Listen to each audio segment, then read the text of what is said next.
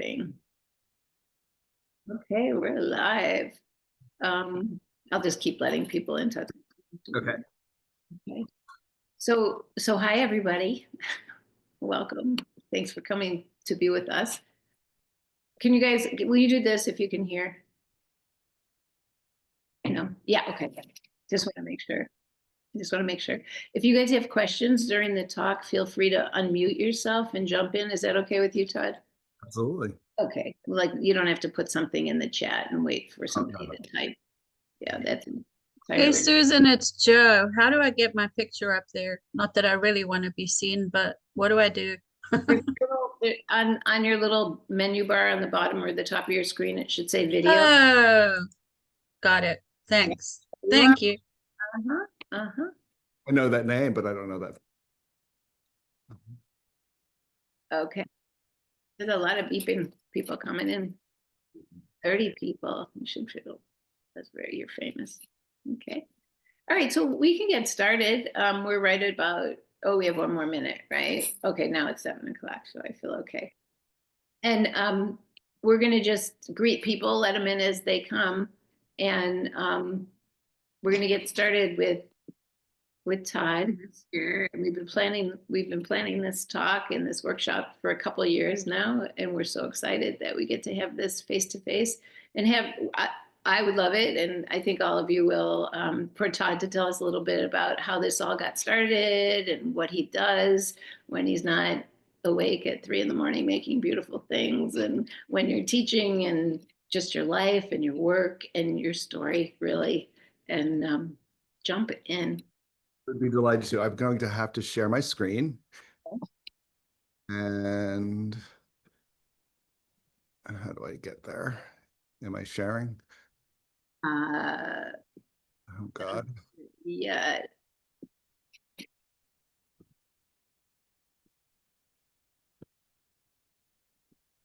Are you seeing my screen? No. I don't know why. Multiple can share. Try this and see if this. I'm seeing you. Are you seeing me, or are you seeing a like a slideshow happening? Oh, no. Okay.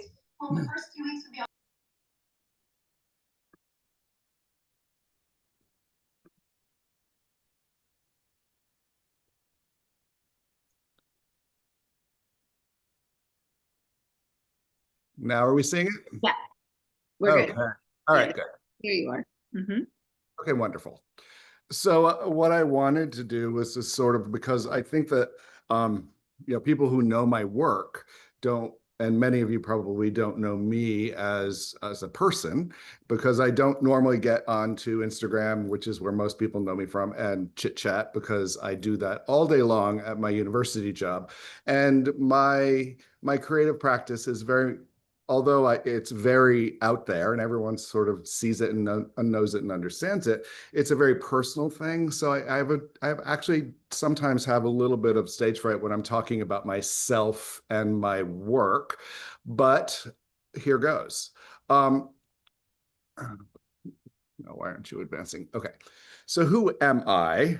Well, my dossier sort of version of who am I am Todd Conover. I was born in 1965. I have a couple of degrees. My first love was music, and I went to school for music. I then went to school for fashion design, and then I had a full career in fashion design as well as fashion design education. I owned a company for 12 years that sold to Bergdorf Goodman, Henry Bendel's, sort of more high-end places. With a business partner here in Syracuse, we would show in New York twice a year. And it was a great time and a really wonderful learning experience. So fashion has been my life primarily. And the studio art thing is sort of a more recent thing. But since then, I have earned an MFA in studio arts, jewelry, and metalsmithing. And I teach at Syracuse, and I'm an associate professor and chair, and have been there for this year 30 years. But me as an artist, childhood influences that are always present in my work come from my family, who are a bunch of different people, but they are all seemingly in academia, arts, music, design, and all over creative thinkers, problem solvers, and innovators. And I, for my entire life growing up, was surrounded by this. So it seemed normal that I would sort of just think in the way they did and do. And this was not foreign to me, and it wasn't something I learned. It was something I was born into. And I have been a maker probably since I've been 8 or 9 years old. So I've been making for probably over 50 years. And when I say maker, that means I make 7 days a week. I never stop. I am currently in this particular practice, I am in my studio 7 days a week. And I can't stop because it is who I am. I breathe it, I live it. Without it, I'm sort of nothing. And so it is who I am. And so it's what I have to do. Growing up, a lot of my influences today came from my childhood.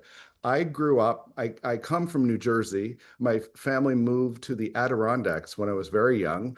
And from age 6 to 18, I grew up in a very small town of Indian Lake, New York, which is in the heart of the Adirondacks. I graduated with 18 in my graduating class. And these are the same 18 people that I started off with in like kindergarten and first grade. And we went through the entire process together. A lot of what you will see in my work is naturalistic and sort of nature inspired, and that I definitely feel comes from my growing up in the Adirondacks. How did I find my metal practice? This is always an interesting story because I have only been doing this since 2010. I had never touched a piece of metal, was afraid of a torch, didn't ever want to have anything to do with it and wasn't even, introduced to it until 2010. How did this all happen? I collect. I am a collector. Like many artists, I am interested in many different art and design expressions and have been actively collecting objects from the arts and crafts period of decorative arts for 35 years. So American and European decorative arts, metalwork, furniture, prints on paper, textiles, ceramics, all that sort of stuff from that period has always captivated me. And a few examples of the American arts and crafts, American and European arts and crafts, if you aren't placing this look, which is this sort of thing. So the metalwork was all handmade. The furniture was all pretty much handmade or hand produced in factory settings, but still with a lot of hand skills. So this sort of thing, this book cabinet, which is, this mission is often termed furniture, it looks to us very, very normal and something we've all seen. But at the period in 1905, this was right out of the Victorian era. This was looking pretty stark and very futuristic. That chair is right back there. So this sort of stuff is the things that I collect. And I was very interested in how they were produced. And because I work at a major university and I'm a tenured faculty, I can take classes using remitted tuition. I had never taken advantage of that for 30 years or 20 something years at that point. And I decided they had a really wonderful metals program headed up by a woman who is internationally known. And I thought, I'm going to take a metals class. I'm going to take Intro 101 metals, like broke 40,000 saw blades, cried when the torch popped, all of it. I was like, oh my God, this is like, I did it. So I did it mainly because I wanted to be a better collector. I wanted to understand how the objects that I loved were produced. I had no intention of ever pursuing anything beyond that 101 class. I just wanted to get my hands a little bit into it, see what it was all about. I've been making all my life, so I thought, this won't be a big deal. And I did it, and I fell in love. I was like, whoa, how did this happen? I had no idea that this one class was going to change my entire life and shift me into a completely different direction. It has consumed my creative energies now for what, 15 years? So my work, what kind of work do I make? Well, my work falls into several different categories. I tend to make, I definitely am not making for my clients and collectors, which I have many. I never allow them to commission pieces. I don't make things that I think that they will like. I make what makes me happy. And for the first time in my life, as a designer, and a designer is making things for a client, it may be a group of clients, but you're still making something for someone who is known. You understand what they're looking for, you understand all about their life and their income and all of it, and you're designing for that person. You're never doing it for yourself. Suddenly I was in my studio making things that I wanted to make. And it didn't matter. I didn't care if it sold. I had a job. It was like, whatever. When I first started this, because I'm in fashion and I've always created wearable objects and wearable things, I promised myself that I was never, ever going to make jewelry. So I made lamps and vessels and all sorts of amazing things, but I never made a piece of jewelry until a friend of mine who is doing an exhibition at the Everson Museum of Art, which is a Central New York, pretty wonderful art museum, asked me if I would make a couple pieces of jewelry for the exhibition to go. He's a fashion historian. It was a fashion exhibition to go with some of the pieces. And so I begrudgingly said yes, and I did it. I never make anything other than jewelry now. Well, sometimes occasionally, but pretty much all jewelry. And I love every second of it. So these are the sort of areas that I can sort of categorize my work. There's technique, and this is usually when I'm trying to figure out a technique or learn a technique. These pieces sort of fall into this category. Excuse me. Naturalistic, where it's based on nature, bugs, birds, that sort of thing. Contemporary modernism. I also collect modern, and so modernism, this like post-World War II, all of these designers and artists. And if you're thinking of jewelry designers from that are modernists, think of like Art Smith and people like that. We're never looking back. They were never saying, "Ooh, I'm going to be inspired by 1920." Back there, they were looking absolutely forward and never looking back. So this idea of modernism is something that's really important to me. And hence, I think maybe why many of my pieces are so unique, and I've never seen anything that I've made. And a lot of my clients really love the fact that these pieces are so different from pretty much anything else that's out there. So this idea of modernism, biomorphic, so things that sort of mimic life forms, cellular, different weird patterns and things like that. And figural, which is, pieces that you understand what you're looking at. If it's a face, it's a face. If it's a bicycle, which is a new thing for me, it's a bicycle. So that sort of thing. So let's look at some of these pieces. So in the technique category, we have pieces like these. These were all like I was learning how to create different textures and techniques that I now use all the time. So these, I'm not going to explain each piece, but you can see this idea of understanding how to set stones and how to create really interesting texture on silver.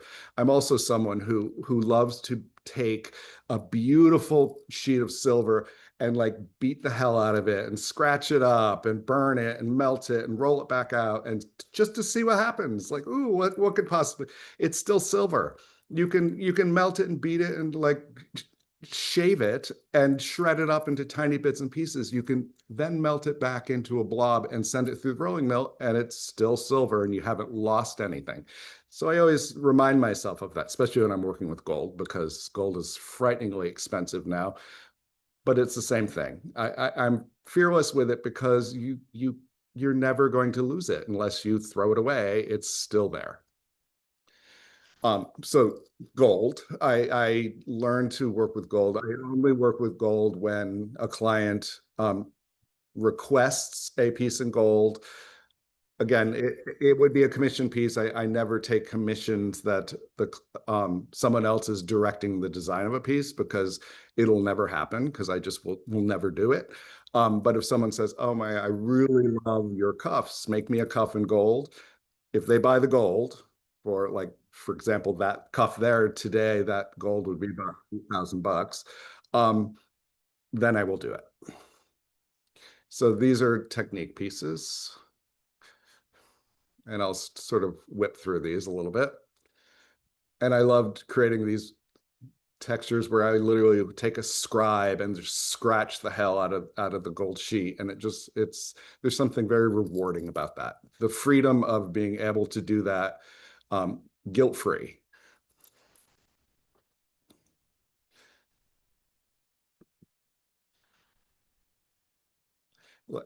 For example, this piece is all melted silver, melted gold that has been re-rolled back out in the rolling mill, and you get this very interesting organic shapes that I don't think that you could cut them out and have them look like this. They really are a product of the machinery rolling the pieces out.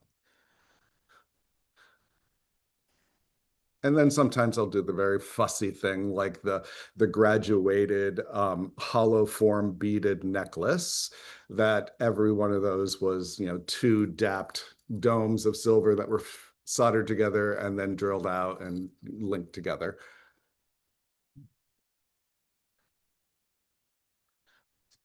So some of these would fall into the other categories as well, but it gives you an idea. So I do a little bit of casting. As you see on the bottom of this piece, there's a cast stick in silver, and I'd only do sand casting. I don't do anything else. So you get one, you push the stick into the sand, pull it back out again, and then cast that stick. So there's one of it. And the beauty of that sand casting method too is, like, 7 times out of 10, it doesn't really work. But what you get is actually more interesting than what you were going for. So I usually use them anyway. So naturalistic, when we're talking about natural forms, this little sort of snowscape sort of piece was definitely based on nature. And the bottom half of that, of the inside, the circular form, is literally melted molten silver that was pushed around on the solder board until it looked like something interesting, and then I used it. This is one piece there's one piece I think in every artist's life that they wish they hadn't sold. Here it is. This piece was all hand pierced, the entire box. It's a box, and it was created with no, except for the bug, the dragonfly on top, there is no solder. It's all riveted together. This was an insane amount of sawing that took quite a while, and I did sell it. And I actually know the woman that I sold it to, and I tell her all the time, I'm happy to buy that back if you ever wish. I will take that back. So far, she hasn't given it up. This is a more recent piece that some of you might know, but this sort of the naturalistic bird skull thing, and this is all hammer formed and raised. Bugs. I've been doing bugs for a long time, and I kind of go through little phases of doing bugs, and then I don't do them for a while, and then I go back to doing them again. This one is a little bit more of a stylized bug, but bug nonetheless. Cicada bug with emerald eyes and another cast stick. Butterfly pieces. So here's more of the bugs. I did these more cicadas. I do other bugs, but these are cicadas. So we have this graduated set of cicadas, and these are all hand fabricated. So every wing is pierced out. They are hand formed into 3 dimensions, all soldered together. Each bug is, 6 or 8 different pieces that are all put together and melt on a dime. Breathe on it wrong with the torch and it's melted. Some cuffs with more cicadas. I don't know why I only chose cicadas for this, sorry, but I do other bugs. I also do floral form, sorts of whimsical things like this, which is, I never even know how they're going to look. I don't plan out a lot of stuff. I just sort of start. And in this case, I start by creating like the shapes of the petals and then see what happens, and polka dot stripes, fine stones. You know, I've done a bunch of these and they're all different. And I also like to use found objects. My dad lives in Florida, and he turned 90 this year. And I was in Florida in March, and his birthday is during my spring break from the university. So I go to Florida every March to visit him. And it's kind of boring, to be honest. And so he lives in a very small town right on the water. And so I just wander the beach and I pick up all sorts of great things. And then I go through this little like spurt of creating shell pieces at the end of March and into the next couple weeks. And I do a bunch of them. So this is one from my last trip. Damn, everything I picked was cicada bug. I don't know how I did that. But anyway, here's another cicada bug. That's ebony wood. I have lots of artist friends. I have a woodworker friend who gives me all the scraps of ebony and really wonderful woods, and I'll use them in pieces. Or, well, some. I mean, many of them are piled up on my bench downstairs. Here's another beach find. So contemporary modernism. So creating these pieces that are more abstract and more conceptual and composed. So this came from April knows I taught in California last year, and the woman who owns and runs the studio there gave me this porcupine quill. And so it sat on my bench for almost a year, but I finally used it, and this became part of this piece. My pieces usually start with one element, and then I add on to them as I go until I determine that they're done or not. Here's another wood and metal and pearl piece. And this is, again, ebony wood. This was a perfect little block of ebony wood that I just carved away at because I wanted to create sort of a really interesting chip texture to go with the other end of this. I went through this series of pieces where I was looking at vintage car grills, and why, I don't know how that happened, but I started to look and thinking, wow, these are really wonderful, beautiful pieces of metalwork. I mean, they were very lovely. And so I started to reinterpret them as jewelry pieces. This one sort of combines that biomorphic thing with this sort of melted form. So this form is actually created as a tabbed form that all perfectly fit together. And I love to do this too, where I'll make something that's like really working, and I will purposely overheat it to see what will happen. It's all experimental. I don't know. It could have been terrible. It could have been great. I do know that it would still be silver. If it was bad, I could still melt it down, but it wasn't. It became this really interesting organic form. And I thought, oh, it needs to be captured some way in something very precise and pristine to give it that edge, that sort of contrast. And that's what happened here. Here we have this fused and reticulated metals, which is what we will be doing in class in June. And on top of that, this boat form is clutching a spiculum form, which is a hollow form tapered tube, basically, they're very fun to make.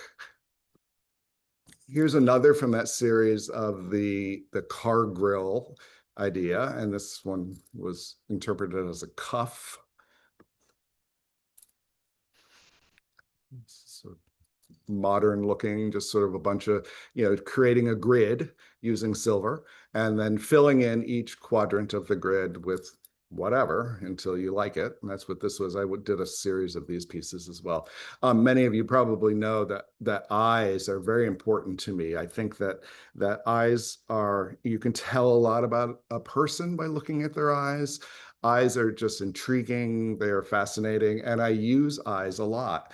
And this happens to be a taxidermy eye, but most of the eyes I use are doll eyes, and they're antique doll eyes. They're French paperweight doll eyes, and they're handmade or were handmade in France. And most of the ones I use are from about 1905. And I have a couple of dealers that I will just buy everything they can get because I use them that much. And here's some like seriously geometric sort of shapes. And the fun thing about this, what I was going for was all of this geometry moves. Everything is hinged and sort of moves with the body.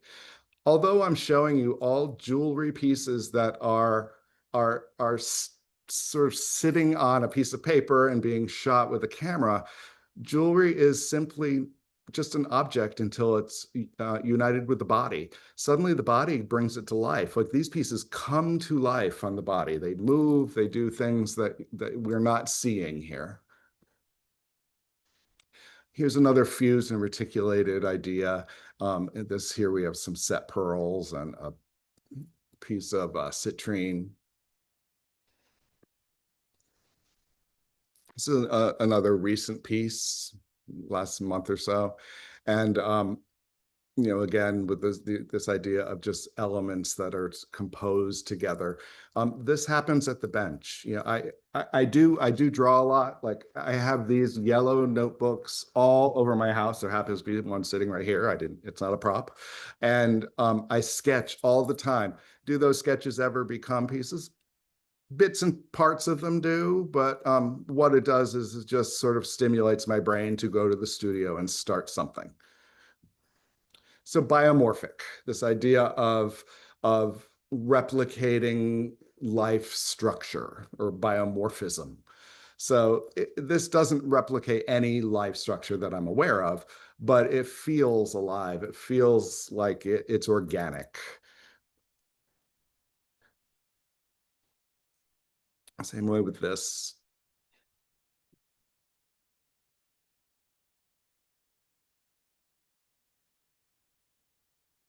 Some of you who follow me on Instagram know that I posted this one today. I finished this one this morning. And it fit right into this category, so I popped it in. So many of these pieces, as you can see, you know, I have put them in these categories, but they all sort of relate to each other. My work, I mean, even though I do very different things, I am told very often that people see my work and they're like, oh, I knew it was you before I saw the name. And so apparently I have some sort of aesthetic that travels through the work and is understandable to the viewer, which, you know, I'm happy about that. This was a crazy one that just sort of grew at the bench and at the torch, and I just kept adding to it. But it's a really interesting piece, and it is it's a necklace. This is the pendant to a necklace, and it's quite large. You know, it covers the chest, so it's sort of I think it speaks to sort of power and maybe like, you know, do not come near, with these spikes sort of protruding from the piece. I have one client who tells me all the time, she says, I actually, when I drive my car, worry that I'm going to get in an accident and I'm concerned about what the airbag's going to do. So I laugh nervously. So here's another one of these sort of biomorphic pieces. This is a spiculum within a spiculum, which was tricky to say the least. But you know, I also do challenge myself a lot. Many of you don't see a lot of my challenges because they end up in the scrap piles, but this sort of thing is something that I will happily try. If someone says you can't do it, trust me, I'm going to try. It's another one of these sort of there's one of those glass eyes that I was telling you about. So that the eyes from about 1905, 1900. So this one is another biomorphic sort of like creature sort of thing.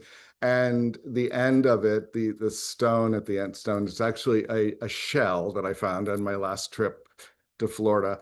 And I go for, you know, a lot of people are out shelling where my dad lives, and they are looking for like the perfect shell. I'm looking for the shell that is like crusty and has holes in it, and has, you know, other stones like jammed into it.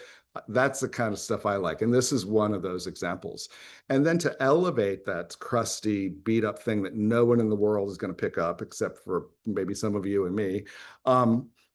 I think elevating it by putting it in a sterling setting with the, you know, prong set and all this suddenly becomes really important. Although it's just like some scrappy thing off the beach. So figural. So figural, meaning you understand what you're looking at to some extent. It may be abstract, but you get it. You see, oh, that's a face or that's a whatever. So this is a recent piece that some of you may have seen. I've gone through this little thing. I was in New York last week with my university job. We were presenting not all, a juried group of our fashion design students. We were presenting their work to the industry and buyers and people who will hire them, and so I was there putting on this presentation for most of the week. But I did this series of wheeled things. I did a tricycle and a scooter and this unicycle, and then I became obsessed with this for about a week. And like you can actually the wheel turns and the pedal actually pedals the wheel in circular form. And so I try to make them actually function. And the eye, this one is not an antique eye. It's probably from about 1960s. It's one of those like blinky, go to sleepy eye things. The doll that you would lay down, the eyes would snap shut and you'd bring it up and the eye would open. So the eye actually, when it's laying down, is closed. And when you bring it up, the eye opens and it sort of wiggles as the wearer moves around. So it's kind of funny, whimsical, and definitely figurative. I mean, you understand this. I do a lot of these sort of faces, these sort of fun, like whimsical faces, and I never know what they're going to be when I go down. And what I like to do with the faces is I rarely, for some reason, I don't know why, I rarely use like fresh silver sheet out of the box from Rio. I never use that for these. I will melt down scraps and roll it out because you get a really interesting surface that textures actually better than fresh processed silver right out of the box. So all of these faces are recycled silver pieces that have been melted down and then re-rolled out and then cut into these shapes. But this one I think is kind of fun. And typically I'll do some sort of, crazy eye thing. I mean, this one has a tongue and, gaps in teeth and all of it. I also do a lot of fish. Those of you who know my work know that I went through a long fish phase, and this one was my punk fish. And I usually have a story about these guys. Like as I'm making them, like some story emerges. Sadly, I forget the story of this one, but he had a name and he was a punk fish like in 2024. And he was emulating his mom, who was around in the River Thames during the punk era. So he has a safety pin in his ear, which I made the safety pin. And he has a spike chain and all this stuff. And the texture is a roller printed texture that is actually screen that is cut on the bias. So bias, if you understand fabric, it has a cross grain and a lengthwise grain. But if you pull it on the 45-degree angle, it will stretch in sort of an interesting way. So as you put a piece of metal with that screening at a 45-degree angle in the rolling mill, I pull the screen as it's rolling through, and you get this graduated, it looks very much like fish scale sort of texture. And then this here is sort of a rarefied thing. Those are called burnt coke feathers, and that is a couture material for couture clothes that are made in Paris. And those are chicken feathers where they burn off all the fuzzy stuff and you're only left with a spine. And then they actually attach them all together to create this amazing, and it's a trim for high-end clothing, but I used it in this guy. Another figural piece. This was a recent piece, and it was called "Can You Hear Me?" for obvious reasons. Here's another an example of casting. So this is sand cast pheasant foot. So let me tell you, my sister, all of my brothers and sisters and family members are all as passionate about what they do as what I do. My sister has been in the veterinary industry for 35 years. And she also breeds Chesapeake Bay retrievers, which are big, giant water dogs. And she actually does, I'm proud to say she showed at Westminster this year and she actually pinned. So we're very proud of her. But she does these hunt trials with these dogs all the time. And one of the things they do is these dogs will they need to work with a pheasant hunter to like go get the bird when the hunter. I don't have a gun, I don't shoot things, but you know, this does exist. And the dog goes and gets the bird and brings it back to the hunter. So she trains the dogs to do this, and so she's always in the field. And there's always pheasants that are being shot, and the hunters take the meat and they leave behind the feet. So I said, Kim, send me some feet. And she's like, okay, because she's like, all right, I don't care. And she put them in the mail. It was kind of gross, but she put them in the mail, and thank God they got here in a couple days. And I threw them in the freezer, and then I cast one of the feet. Well, this guy's foot, his one toe didn't cast all the way because it's sand casting, and 7 times out of 10, you know, you get a problem. So I thought I can construct the toe and like solder on a nail and all that, or I can make it a prosthetic toe. So I carved out of wood this little fake toe and painted it red, and then pinned it through with a bald piece of wire and a pearl. So, because why not? Another figural piece. This is a recent one. I called it what I call it. It's baby bird season, because I think there's some bird building a nest out here. So I was thinking about birds and like how baby birds are kind of ugly. They look like little skeletal creatures. And so that's how this happened. A recent face piece. A lobster with an eyeball, because why not? And this is kinetic. The whole tail is actually jointed and moves. Another oddball face. And so a few pieces that are more focused on what we'll be doing in class is this idea of fusing and reticulation. So it's one thing to, I mean, we can learn fusing piece of metal together in about 5 seconds. I mean, it's you hold a torch on it until you're afraid, and then it's fused together. So boom, we know how to do that. But it's what you do with it that is the exciting part, because you're blind when you're doing this. You can't really control it. You're not really going to get what you think you're going to get. You just sort of have to trust the process and understand that at the end of this, you're going to have a piece of material from which you can do something with. And that something is the fun part. So this is a piece, and there's a few elements that are put together to create this piece, but that centerpiece is all fused, no solder. Here's a cuff done in the same way. So you see this cuff, it's sort of an asymmetric shape. It's held together by an inner cuff that is soldered to the opening. And so the piece fits like a normal cuff, but it looks very cool because it's like flat on the top and it's pointed on one side. This is all fused metal. The framing that happens around the outside edge was then I just treat the fused piece like a regular piece of metal, and I start to solder and assemble and fabricate just like I would. So that's all soldered together. And sometimes I'll just do it and I don't even know what the outcome's going to be. Is it going to be a necklace? Is it going to be a cuff? Is it going to be earrings? I don't know. I just do it and see what happens. And this is one of those see what happens things. And the beauty of this is the more beat up the silver scraps are to begin with, the more interesting the texture is going to be when you do this. Another one. So, and nothing elevates a piece like 14 karat gold and sapphire. I mean, so we have a burned up fused piece of silver, and we're using precious metal and precious stones along with it. This one is pearl. This one happens to be brass and sterling and pearl. Here's another one of these cuffs that sort of elevate off the wrist because it has an inner cuff. It sort of floats.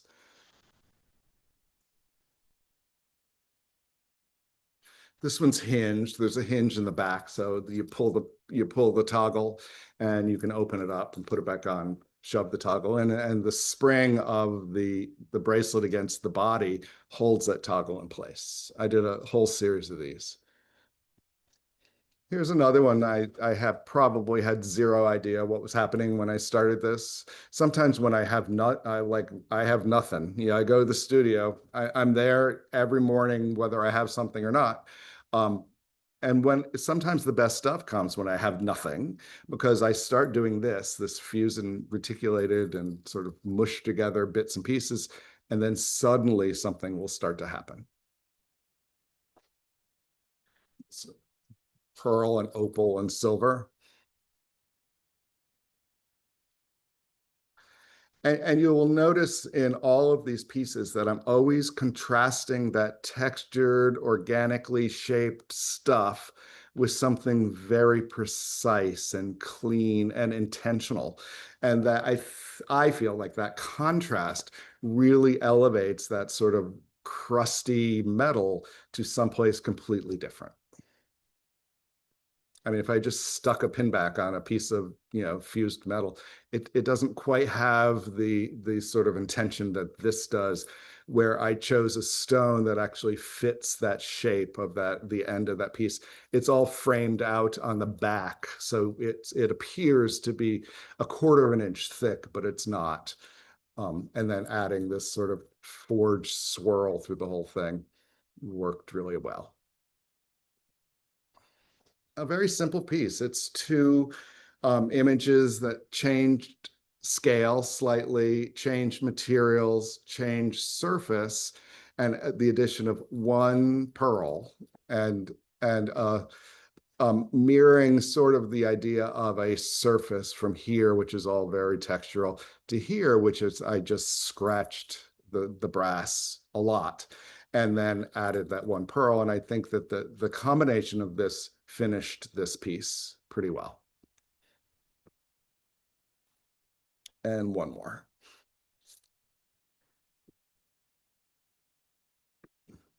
So that's what I have. What do I click to exit? There we go.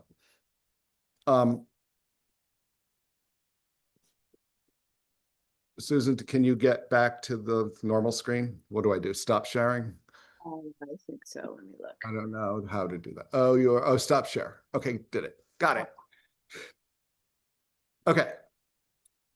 So that's a little bit about who I am and how I think and how I work. And I'm happy to take questions and talk to people and just have a conversation.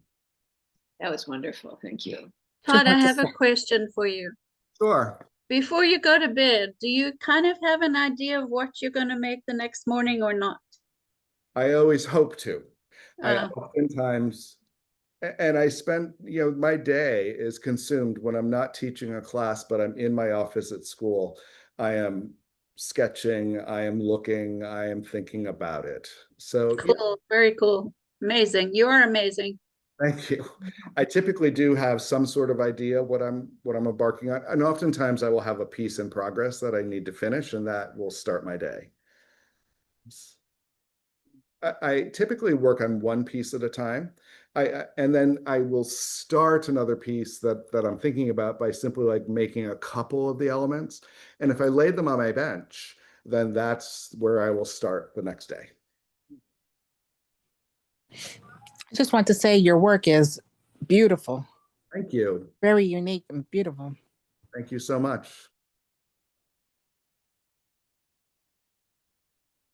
Anyone else have any questions to the workshop that's coming up? We have a few spaces available in the studio. We have as many. Let's make stuff. Are we going to receive a supply list? I think you already have it, don't you? Okay, okay. It's on. I didn't send. I sent it to Susan. I know that I saw it, and if you go to their website, I think it's there. This playlist is attached. Okay, perfect, perfect. And you guys can send me. I'm Susan at metalartsguildga.org, or you can call the number that's on the website, and somebody will answer.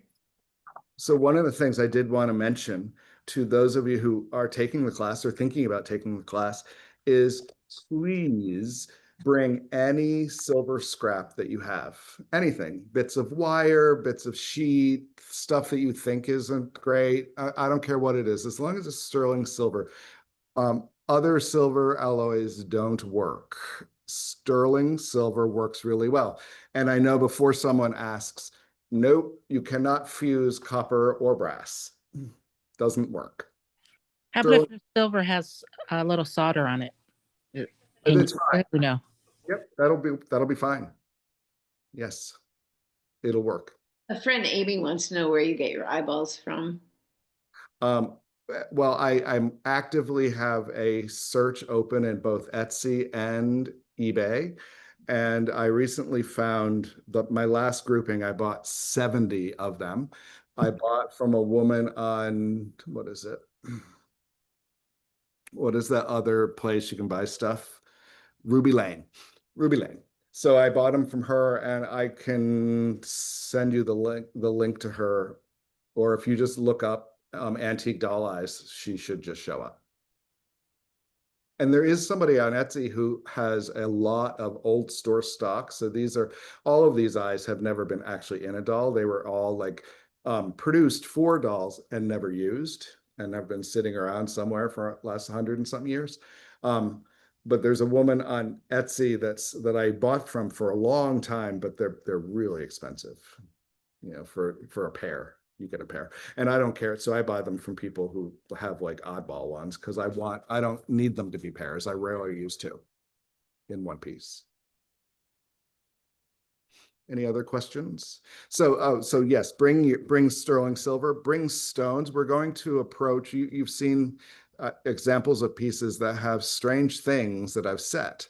I had a teacher once who told me that if you think it through, and as far as stone setting is concerned, I don't tend to just wing that, because there's a lot to think about with a stone and trying to keep it in place, and you really don't want to have to glue it. And I mean, glue is, although my stuff doesn't look traditional, I am traditionally trained, and I have this thing about gluing stuff together.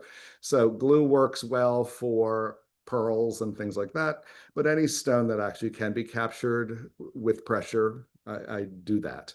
And you can literally set anything. As she said, you can set a potato chip if you're careful. Todd, do you have a good source for any pearls? Yes, actually, I do. I buy them from a pearl. They sell only if. Let me get my phone, and I will tell you what their name is. Thank you.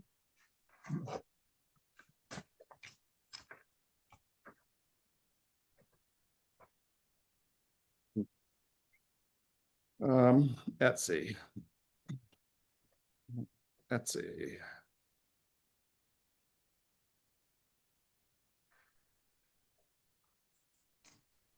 I love the way you incorporate your pearls with everything. So beautiful. They're called Stones Direct on Etsy. Thank you. Thank you very much. I'll have a look. Really wonderful, wonderful. Thank thing. you. Okay, you're welcome. Other questions? So bring stones, bring things you want to set. Don't be afraid if you have a broken like porcelain doll arm, bring it. Wouldn't that be fun to set? Actually, I want to set that. Please bring it. If I given a choice, if there is a perfectly faceted whatever that is beautifully cut laying there, or a broken doll arm, I'm going to go for the doll arm probably. Because it's unique, it's different.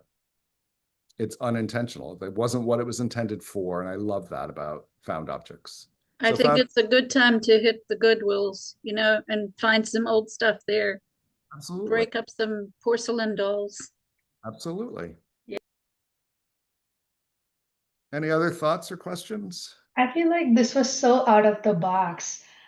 I've been stuck in a rut and I'm just so inspired. I'll have to think about how to get out of my box and explore something new. So thank you so much. Oh, absolutely. So the best way to do that is to go to the studio without a big plan, and then just start making and stop being afraid of ruining materials, or that you're not doing it right. Many of us are very driven by right and wrong in terms of craft. There is nothing, if it goes on the body, you can wear it and it doesn't hurt somebody. It's not wrong. It's right. So be expressive. Think about what you're creating, what you want to say with your piece. I mean, yes, when I first started, I did, I did some sort of very common things just to learn. But the minute I learned how to bezel set a stone, I wanted to break all the rules. And I think breaking the rules is where creativity comes naturally, and understanding all the rules to begin with, and then being able to break them and being able to manipulate the rules is where the creative energy really does come from.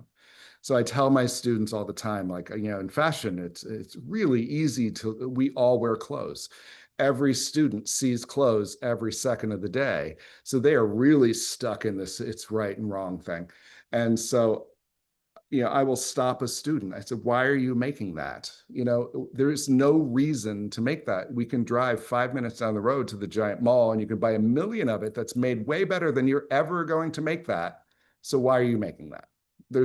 Why? There's no point to that at all. So think about that. I think about that a lot myself. So my grandfather was a woodworker, and a rather famous woodworker. His work is in the Metropolitan Museum of Art, and he did some amazing work. And as a child, I would go into his studio, which was this giant space in New Jersey, and we would make stuff.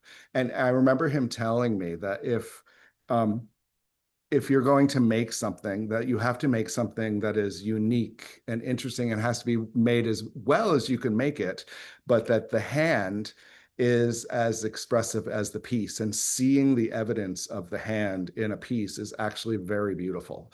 And I remember him telling me this, and I sit the bench that I showed you, my jeweler's bench. That was his jeweler's bench. He made all of his own hardware for his furniture, and I still use his bench. And when it came to me, it still had a lot of his metalworking tools in it, and I use them every day. And every time I pick up one of his tools and sit at his bench, I hear him say that, which is it's very nice. The hand, the evidence of the hand is what makes a piece beautiful. So imperfection is actually a beautiful thing. Alonzo asked a question, Todd. It says that he noticed that you use a lot of corrugation in your work. And do you use a corrugator, or do you do it all by hand, or what? So last year when I taught in California at the Loft Jewelry Studio, Nolene, who runs that studio, she had a beautiful, expensive corrugator thing that had all the different levels and different corrugation. And I was like, oh, I love this so much. I'd never done that before.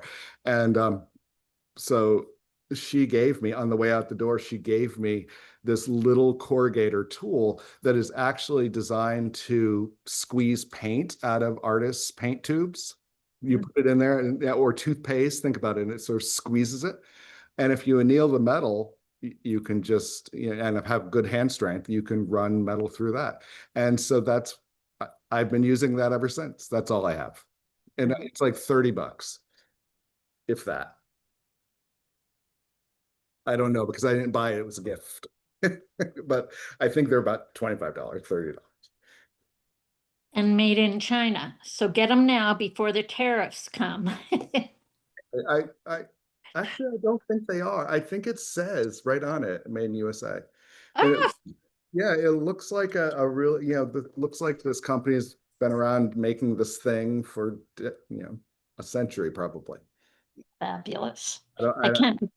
I'm not in my studio now, but it's somewhere. It's downstairs. My studio is. I would go look at it for you. Thank you so much for this. It's really great to hear you and see you in person and get a little sense of who you are before some of us get to take your class in June. Yeah, I'm so excited.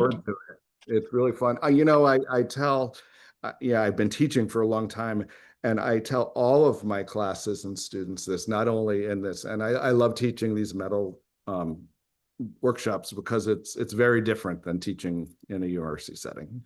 But I tell my students in every class I've ever taught that it's sort of a scam here, because I learn way more, I think, during these sessions than any of you will. So I should be paying you. We can arrange that too. Okay. Todd, I just want to say, am I unmuted? Yes. Hi, Todd. Hi. I was one of the lucky ones that got to take this class from Todd. And so if you have a chance to do it, do it. It's very cool and beyond worth it. So I would do it again in a heartbeat. I hope you will. I may sometime. In July, we're doing it again in Anaheim. Oh, really? Cool. I think I've got something in July, but whatever. And come in June. Then come in June. Come in June. And it's online in June. Mhm. Well, So, thank you for doing it. And if you have a chance, go for it. Thank you, April. so real quick for people who are far away and don't think that traveling would be appropriate at this time, but you want to have the class, we do our classes hybrid, so it'll be a live presentation of what's going on in the studio. And the people in the studio are quiet and attentive during the demos and all of that. And then, we go to work in the studio, and then the person who's doing the instruction gets to spend one-on-one time with people online. So you will get attention. You will have good camera angles and views. We have a great camera setup, and we have a person who's a dedicated AV person. I have to say this because I'm proud of it. And the camera angles, like you'll see the hair on Todd's hands, assuming you have hair on your hands, and Off. right, and all those tattoos, and yeah, so I don't think that you'll be missing. I used to think that the people online were getting a little bit ripped off in some way, but I must say that you actually get more work time because you can work while Todd's teaching, and the people in the room have to be quiet. So, we're not hammering away while he's teaching, but you can do whatever you want, put yourself on mute, and you can work all day long for 3 days. And then you get some one-on-one time. And then all the questions that you have will come to the whole group. And if Todd's talking to you and there's something really wonderful that you're asking, then we can stop the class and make that available to everybody. We'll do as much as we can to bring you into the room with us. Wonderful. And I'm really very interested. My style of teaching is we're all together, and it's not like me lecturing. I will demo, but I talk through the whole thing, and I expect people will ask questions and sort of be right there. So I that's how I teach. So online or in person. I have a lot of experience, as you probably well know, teaching online from a few years ago. So happy to do that. Mm-hmm. And Yeah, it sounds much better. Your situation sounds much better with like an AV person. At the beginning of COVID, we were still teaching for a while. And I had in my classroom, I was teaching a tailoring class. And I'm like, how the hell am I going to teach a tailoring class out of a fashion design studio with all the industrial equipment and everything? And the kids were all in their dorm rooms, and somehow it all happened. But I had cameras teetered up on furniture, and they fell off. And oh my God. well, sometimes things happen that we don't want to have happen. We always make it work. I'm But sure. in terms of people's hesitance to maybe take an online class, it's really a unique way of learning. And we've got it down pretty well after a few years. It was a little sketchy at first, but I think we've really improved. We're very proud of that. And everybody that's running the AV equipment also makes jewelry. They understand there's an intuition about what angle is best for something. And Todd, if you like, you'll see a monitor in front of you of what everyone at home sees, and so Wonderful. people can tell you where your close-up things need to be. It's pretty cool. We try to get it right. Sounds great. Yeah, I'm excited. I'm excited to see you, Todd. Who is this? It's Kim. Kim, hi. Hi. How are you? I'm good. How you doing? Good. Are you going to be there? Yeah, I am. Oh, I'm so excited. Yeah, I am too. I get to meet you. Yes, finally. She's a good one. So yeah, we have a few spaces left in the studio, and then we have room online. So we would love to have you join us. And you don't have to make your final decision until, we'll take you the day before. It's okay. So how I run the class, in case you haven't read I think it's all in there, but on day one, we're all going to sort of learn the techniques, the basic techniques, and we're all going to make a similar piece. And the similar piece meaning that and yet we will have as many as people as in the room and at home will have these pieces. Not one of them will be the same, but it'll be the similar technique. And you sort of learn all of the steps to frame out a piece and create the fused and reticulation and get that texture going and we're going to set a pearl on that and we're going to frame it out. And then we're also going to create the pin back mechanism. So we'll all do that together. And then what I hope is that you take that and have another experience or two before the end of the session. And the first piece, yes, will be a brooch piece, but cuffs, whatever you want to do for your additional work is absolutely fine. I will support anything. And everybody in the class each night will get a recording of that day. It won't be professionally edited. It'll be live just the way it was presented. But for people who have to work, or if you have to run out, or if you just want to practice and you forgot how to do something, you'll have that recorded piece each night. So you'll get day one, day two, day three, and at the end of day three, you'll get all three recordings. And then you can keep that for a month. And if there's any extenuating circumstances and you need more time for something because of some hardship, please let us know. We'll try to accommodate you. Oh my God, it's so high tech.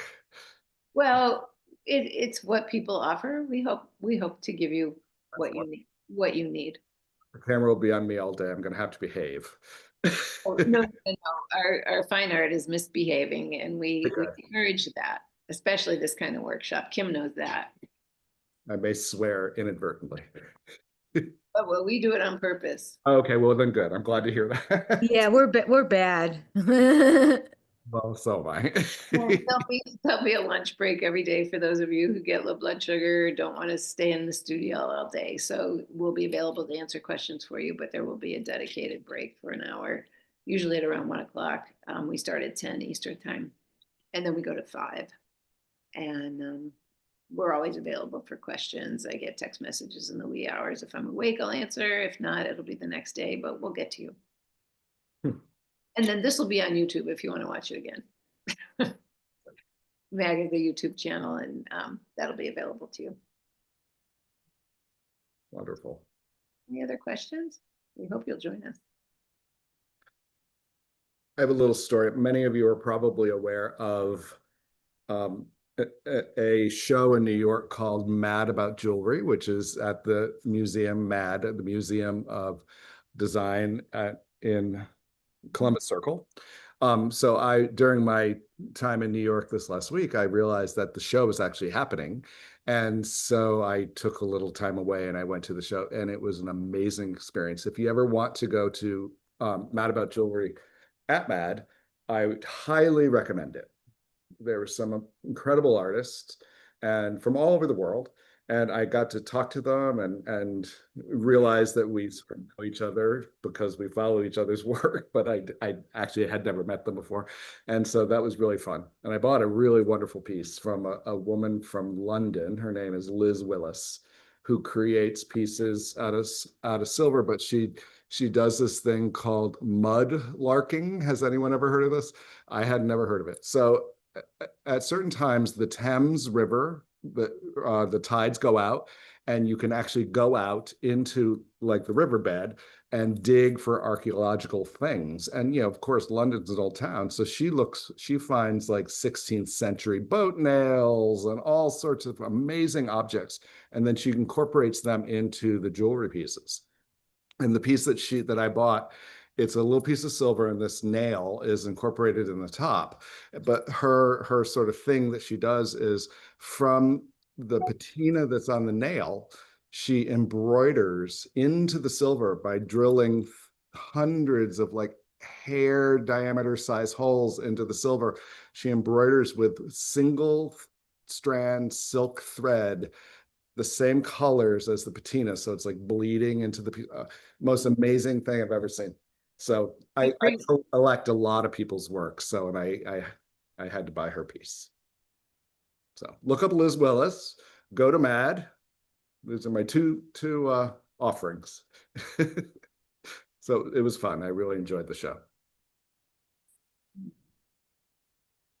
Anyone else? Questions?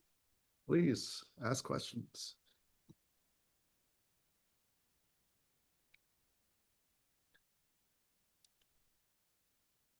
Then shall we say goodnight? And if any of you have questions, I know this is very old school to ask you to write down my phone number, but whether you type it into your device or you have a pen or pencil, I'm Susan. I host the workshops at MAGG. My phone number is 404-325-4584. You can text me, call me, whatever. And just tell me who you are, and I will answer any questions and put you in touch with whomever you need to speak with to make this work for you. And if you just want to know more about us, feel free. Susan and Todd, thanks for doing this. My pleasure. Yeah, thank you. Good to see you and good to meet you, Todd. Meeting you. Kim, I'm gonna get to see you again. Oh, you know each other. Yeah. Love that. Have a good Okay, thanks. Okay, Okay, so shall we say goodnight then? we shall. Thank you so much, Todd. This was wonderful. Susan, thank you. We'll Thank talk to you. you. See you, Susan. Yeah, everybody, thanks for being here. Take care. Bye. Great. See you soon. Bye, April.